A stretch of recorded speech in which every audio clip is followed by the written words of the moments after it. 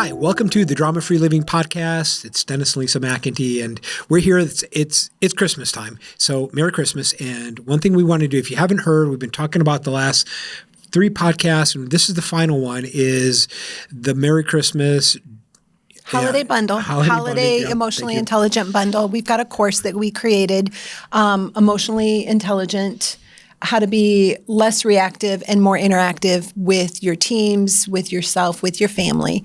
And it's a fantastic course.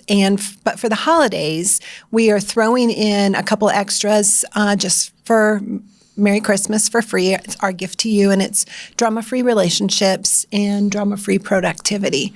And those are $99, I think, on the website that we're just giving. Yeah, we're just giving them away for a Christmas gift because we all could use more drama-free. I was going to say more drama, less drama in our relationships. And the productivity, we're coming to the end of December, and we're all trying to figure out how we can make 2024 better than 2023. And that's really what we want. We want you to set up like 2024 as the best year ever. So what's the setup? And what do you need to do to kind of set it up? And what we thought here at this last little series is we're really talking about our relationship with time, because it's really what mucks people up is how do you navigate through the past, the present, and the future. And we kind of wanted to all tie it in together and really talk about maybe some quick hacks that we've discovered that we wanted to give you as you move into this upcoming year. How do you make 2024 the best year ever? And Lisa, one thing I was thinking about, and I'm going to try and change the language, but we talk about time management, but I don't know if you can really manage time because I can only manage what I can control. Absolutely. And our past, our present, and our future. Dennis, explain really quickly the purpose of the past, the purpose of the present, and the purpose of the future. Because we've been talking about over these last 4 podcasts over the holidays, as we've been talking about the Christmas Carol and Scrooge and his revelation of the past, the present, and the future, and how that just really transformed his life and what it could have been and what then we assume it became, because they didn't film a portion of Scrooge later, but we're assuming that he made those decisions and that life was kept making wonderful, those good decisions. kept making them for the rest of his life, and it impacted everyone else. But so really, there is a purpose for the past, the present, and the future, and I think that's what Charles Dickens was trying to communicate to us through his writings. But explain that to us. And it's this idea: if you don't know the purpose, you'll never extract the contribution, the value that it is. So the purpose of the past is really to inform you. It's to inform you, instruct you. That's the person. Now, people that don't understand that, they'll take the past and use it for embarrassment, shame, regret, right? Things that sort of beat you up, they kind of roadblock you a little bit. And then the purpose of the present is to create value. And the way that the present and value is created in the present is by managing your attention. Right, paying attention to the present, right where you are, what's happening. And then the purpose of the future is to inspire you and give you energy. Now, people that don't understand this, they live with worry, like anxiety, fear, what's going to happen. And they kind of use it to procrastinate and kind of stop them and create these roadblocks. But when you understand, no, it's there to give me energy. And when you understand those purposes, then you can start to extract the value. And so, when we talk about time, it's really not managing time, but it's managing your relationship with time. That's really what it's about. I don't think you can manage time because you can't control it. It's going to happen, right? I can't stop it, so I can't control it, but I absolutely can manage my relationship with time. Absolutely. And that's really what we learned from Scrooge and from the Christmas Carol, is that people can change, and people can change for the better no matter how entrenched they are in what's going on in the day-to-day. And that's kind of what we're talking about, some hacks, some productivity hacks to just help you manage time, because no matter how entrenched you are in what's going on, you can make things better. Yeah, Lisa, so for you at the last 3 podcasts going through the 3 timeframes, for me, the big takeaway is just reminding that, okay, I have to pay attention be in the moment. If I'm here, where am I? What am I thinking about? How do I think about my thinking? What am I feeling? What am I experiencing? So that I can create the most value and make the highest contribution right here in the now. And so just thinking about my attention is my property and I'm paying it right now. So for you, what was sort of the takeaway from the 3 podcasts about the areas of time? So for me, I think I have 2 aspects of it. The first off is the past and being able to utilize our experiences from the past. And if I have a negative perception of something that happened in the past, then there is some value that I can extract from it because I need to reframe that and learn from it better. Yeah. And so I can turn and create a positive value or result or fruit from what happened in the past is one. And then I think another one would be kind of like yours, and that would just be to truly savor experiences. And so when I walk into a room, just taking a moment to look around and appreciate all of the things that are going on around me, to soak in the present and absorb everything that I can from the present, learn everything that I can from the present, and have deeper connections and deeper relationships so that I can take those experiences into the future and be more vulnerable, have deeper relationships, and create a more fulfilling future and more fulfilling life. Yeah, because I think the deeper the connections, the greater the creativity. So when you deepen connections with people, you're more creative in your relationships. And so creativity kind of flows out of this idea of connection. So you ready to get into the hacks? Ready to get into the hacks. Let's do it. So 12, we're going to go. Wait. Yes. Happy birthday. Hey, you know what? It's December 18th. We're releasing this podcast. It is my birthday. Happy birthday to me. If you have Dennis's cell phone number, send him a text or send him an email and just tell him happy birthday. We're not putting that in the show notes, are we? No. Okay. We're not putting that in the show notes. But you could just tell him happy birthday, or you could comment, happy birthday. Happy birthday, Dennis. Thank you. It's a happy day. It's always a happy day. Okay, so really quick, let's jump into the 12 hacks, give you a couple quick strategies to work through, and we just want to send you on your way to really make 2024 the best year ever. So first one, time blocking.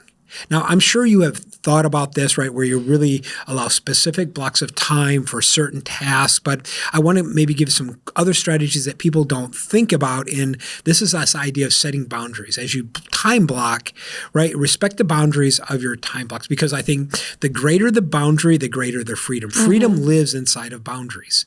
Now, a lot of times people think of freedom, and it's like just loosey-goosey, but it's like, hey, from 8 to 9, this is what I'm working on. Right. And then from 9:30 to 11, this is what I'm working on. And don't allow distractions, right? Turn off some of these things, but really set tight boundaries. But then I think the mistake people make is you can't time block for everything. Right? Because the reality is that today I'm planning for today, and I'm just sort of guessing what today is going to look like. I'm doing my best guess based on my schedule, based on what's happening in the world and our clients, our customers, our business, and I'm just going to make my best guess. And so this idea of put some buffers in there, right? And kind of give yourself margin. We're a big fan of margin. Because people that live kind of stressed out, they just don't have any margin. They don't have any margin in their money. They don't have any margin in their time, right? So try to get to a place maybe 10 minutes early, right? So that you have time to sort of like regroup your thoughts and you're ready to go. You're not driving in at, you're supposed to be there at 1 and you come in at like 12:59 in 30 seconds. You just rush right in and, right? It's like you just allow for yourself some buffer time. And then just be realistic. Don't overload your schedule. So time block. Quick one. And then another one is the 1 minute rule. Okay, what do you mean by that? 1 minute rule. If it can be done in a minute or less, do it right now. There it is. I mean, and you could stretch it. You could say 2 minutes, but if it could be done pretty much like right now, you think, oh, I've got this these stack of handouts, and they need to go up in the closet in the office on the shelf, and instead of moving them into the office, just go ahead and it's going to take less than a minute. So you take them, you run them upstairs, run into the office, you put them on the shelf. And it's the 1 minute rule. Just 1 minute, boom, knock it out. You're done. Number 3, the Pomodoro technique. Okay, so this is a technique, a time management method developed by Francis Cirillo in the late 1980s. And it is basically work for 25 minutes, take 5 minutes off. and just go rejuvenate, walk around, eat an apple, but focused, intense work for a certain amount of time, say 25 minutes, and then take 5 minutes off, rest and recuperate. And it's this rhythm of, work and rest, work and rest, work and rest. It's how the world works. So Pomodoro technique. Number 4, Lisa. Eat that frog. Say it isn't so. Eat that frog. I don't like frogs. Just eat the frog. frog. What about frog legs? I've never had frog legs. I don't think I have either. I don't know that I want to. Eat that frog leg. Okay. Tackle the most challenging task first thing in the morning, or as we say, when you have peak energy. Some people swear by first thing in the morning, but we swear by more figuring out what the rhythm of your day is, the rhythm of your life, what your personal, if you listen, there's some great podcasts on sleep-wake cycles and what's your own personal rhythm. So eat the frog means tackle the most difficult, challenging tasks when you know that you are at peak energy. That's when you do it. You don't save it for whenever. And if you have peak energy at 10 o'clock at night, save those tasks for 10 o'clock at night. A lot of people, their peak energy is because of how our culture is and the work 9 to 5 type schedule. Peak energy is in the morning before they've started anything. But eat the frog. Just do it. Right. It's really more about energy management than time management. Yep, absolutely. Right? So and only you can manage your energy. So number 5, digital detox. Need we see more? We don't. And this is really about clear boundaries, right? So when does the phone, the devices, the electronics go away so that you really can, be present? And I think that part of the key is plan your offline activities. And sometimes if you're not good at free days, the best thing to do is plan a free day. Right? It's like, hey, in the morning, I'm going to work in the yard, and in the afternoon, we're going to play golf, and in the evening, we're going to go out for dinner. And if you're not good at a digital detox, then it just is practice, right? So plan your offline activities, what you're going to do, and then remove temptations. And, one of the best ways, Lisa, to do a digital detox is just turn your phones off? Well, yeah, but also tell somebody, right? Tell your kids. Hey, kids, today I'm not going to look at my cell phone. I'm not going to. And they'll keep you to it. And they will keep you to it. Right? You just happen by habit to pick it up. You're like, hey, Dad, remember, right? So digital detox, remove distractions, set some clear boundaries, and plan your offline activities. Lisa, I love it. Number 6, eliminate distractions. Just do it. Just do it. So, for instance, one thing that we do if we go into a restaurant or if we go someplace and there is the television. There's especially if it's the sports. Screen. If it's sports. Now, it's not something, the television isn't a distraction necessarily for me when we're in. Me either. When we're in a restaurant or something, but when we go into a restaurant, because I know it catches your eye very quickly, we intentionally are like, okay, how can we eliminate distractions for you? Right, I have to sit with my back to the television. Sit with the back to the television, different things like that, or turn the television off, turn your ringers down. If you have to keep your phone on, turn your ringer down so it just pings. Just different things you think of, okay, in the course of an hour, the course of a day, when I'm trying to work on my computer and I've got my text message notifications that beep up on my phone, eliminate your distractions. So hey, I'm going to eliminate these interruptions and I'm going to eliminate the distractions. Something I personally do when we're working from our home office is I put up a little sign on my computer that says, working, do not disturb. So then if anybody comes into the room, rather than talking to me and saying, hey, Lisa, I've got this idea. Do you have a second? I have a sign up, especially. Wouldn't it be nice if everybody respected those boundaries? But that would be so awesome. Especially, I would love that. I have to especially do this when I'm doing really high detail work, especially when it has to do with numbers or data. I have to, because when I get distracted, it takes me a while to figure out, okay, where was I in the process? And so I have to put a little sign up, or I have to put my AirPods in with noise canceling so I don't hear all of the things, and eliminating distractions. Listen, I thought about it. The more distractions we have, the faster our life moves. And we've been talking about how do we slow life down and live in the moment. But the more distractions I have, it's almost like the faster my life speeds up, and then really my results decrease. And that goes into number 7. It does. Just say no, right? Learn to say no.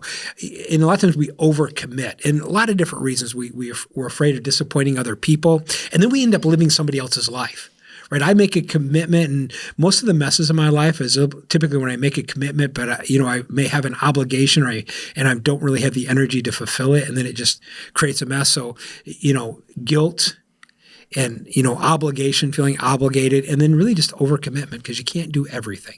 So really learn not to overcommit. Just say no, create a stop doing list, not a to-do list. And what are the things that you're going to stop doing? Next one.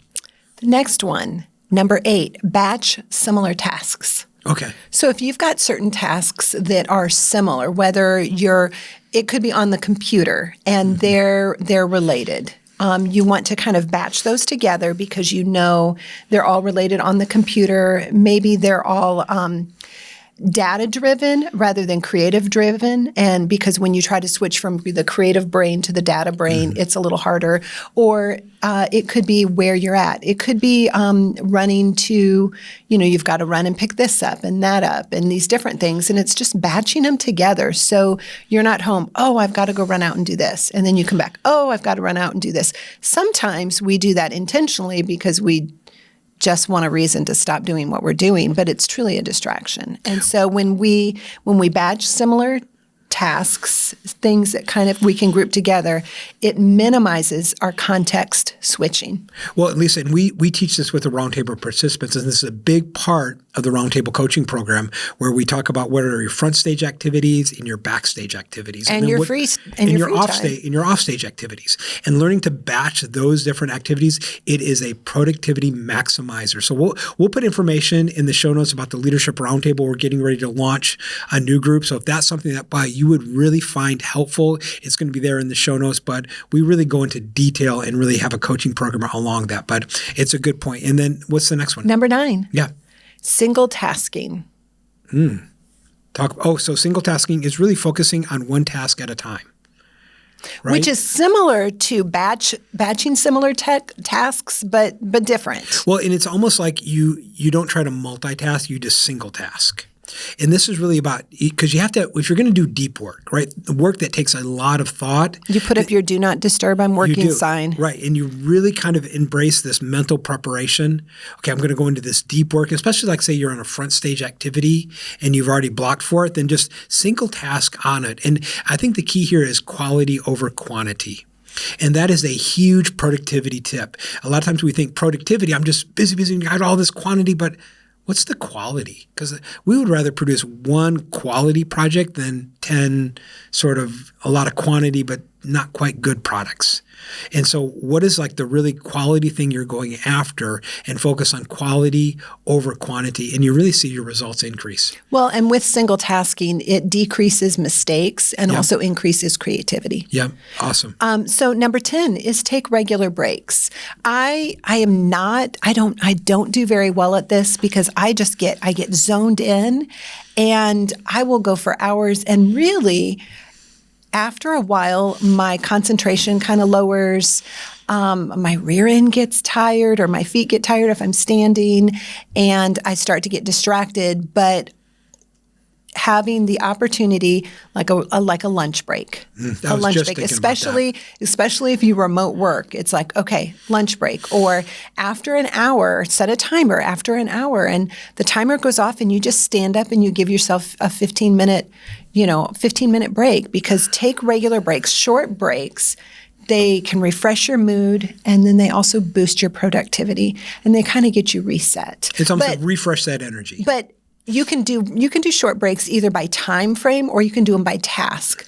So if you know that this task, if you're doing number 9, which is single tasking, and single tasking, if you really focus, it'll only take 30 minutes. Then after you're done with that 30 minutes of really focused single tasking, you take a break, you get up and you walk for 10 minutes, or you pick up different scenery, get a drink of water, take a bio break, do something like that. Or if you are batching similar tasks and it might take a little bit longer, then, and it could be an hour and a half, or it could be 2 hours, just give yourself a break, because your brain needs that short little pause. Yep, love it. And then another one is self-care. Self-care.